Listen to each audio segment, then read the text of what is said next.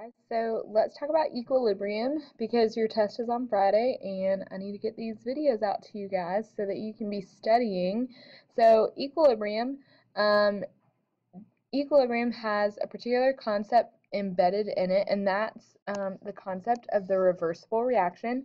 Now, many of you learned that reactions can't be reversed. Once it happens, but that's not true. We can see that um, certain compounds can reform. For example, we know that hydrogen plus oxygen gas can produce water, but we also know that the reverse reaction can occur, meaning that water can break down to form hydrogen and oxygen.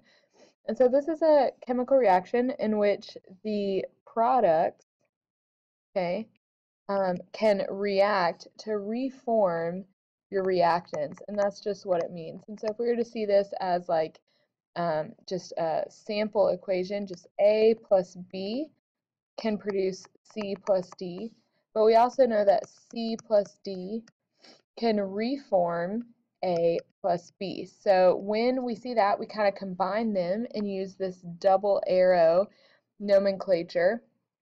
And so when both arrows are going back and forth like that, so arrows in both directions are going to indicate equilibrium in a chemical reaction.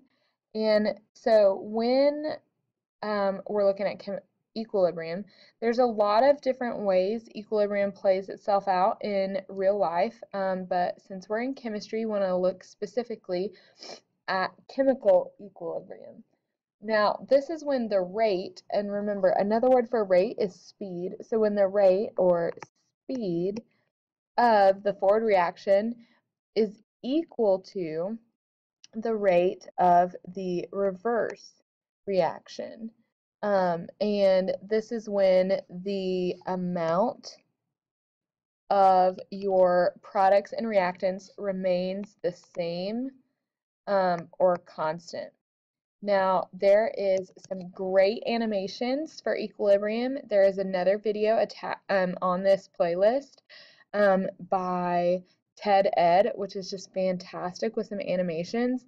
And if you were in class, we did a demonstration with 2 buckets. That's what these squares are, some water and some cups. And so what we said was we have these different cups, and so the cups referred to the speed of the reaction, so like as things were forming, and so we realized that not all cups were the same size. So cups of the same size mean that they had the same speed. And so what happened is at the beginning, our reactants bucket, so these are our reactants, and these are the products. So at the beginning, okay, we used a green colored pencil and we colored in all reactants and we had 0 products. So green was kind of at the bottom here, okay? And then after about 10 scoops, so I would take some of the reactants and put it in the products and some of the products and put it in the reactants. At the same time, I had 2 cups. We saw that the reactant level started to go down and the product water level went up. And then after 20 more scoops, it had gone down a little bit on the reactant side, and it was the exact same side on the product. Now the key thing here was that after these 30 scoops, no matter how many times I scooped, the water level stayed the same. So no matter how many times water moved, the level remained constant.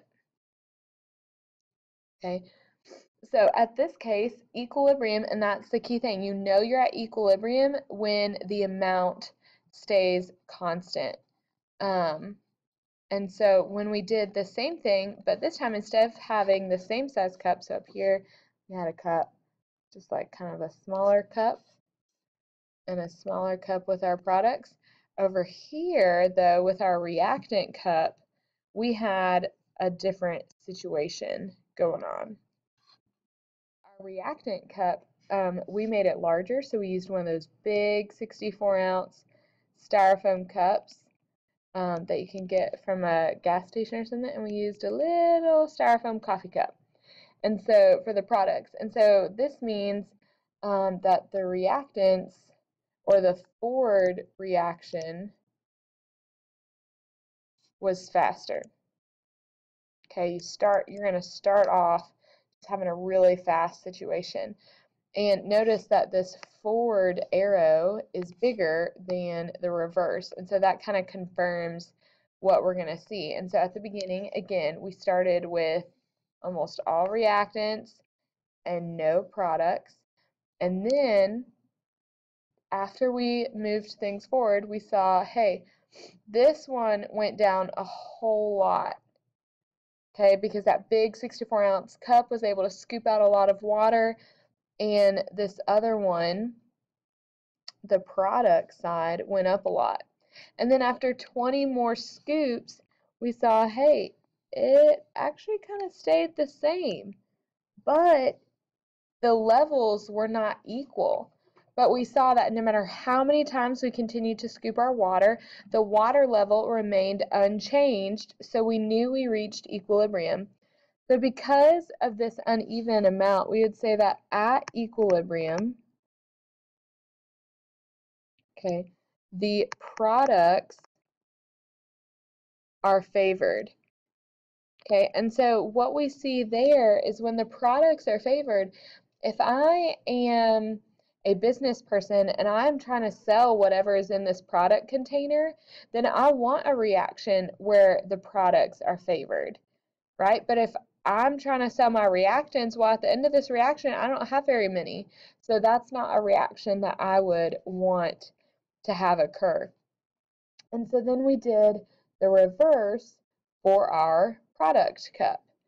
And so when we worked with our product cup was the big 64-ounce one this time, and our reactant cup was the little coffee cup. And that this means, that the reverse reaction was faster. Okay, and so what we see here is, again, we started with all reactants and no products, okay? And as we began to scoop, okay, we noticed that this one went down, the reactions went down, and the products went up, okay? But after 30 more scoops, this little coffee cup could not really maintain this, because the 64-ounce cup, as soon as the little coffee cup was putting more reactants into the product bucket, the 64-ounce cup was scooping back even more. And so what we saw here was that the reactants are favored at equilibrium. And we know that we were at equilibrium because the water levels would not change. I was still scooping back and forth between the buckets, but because the water levels wouldn't change, or the amounts of my products and reactants didn't change, I had reached equilibrium. So when you zoom out, it looks like overall nothing is changing, but if you zoom in, you see that water is moving back and forth. It's just not having any effect on the overall levels. And so then you have this little ticket out the door about this, so you should really try to answer this about your claim. Do you agree or disagree with this definition that the student writes down? Or do you agree, do you disagree? What evidence, what in the buckets, or if you weren't here for that demonstration, you could use evidence from the video from TED Ed that's on this playlist, and kind of decide, okay, what's your evidence? What do you see?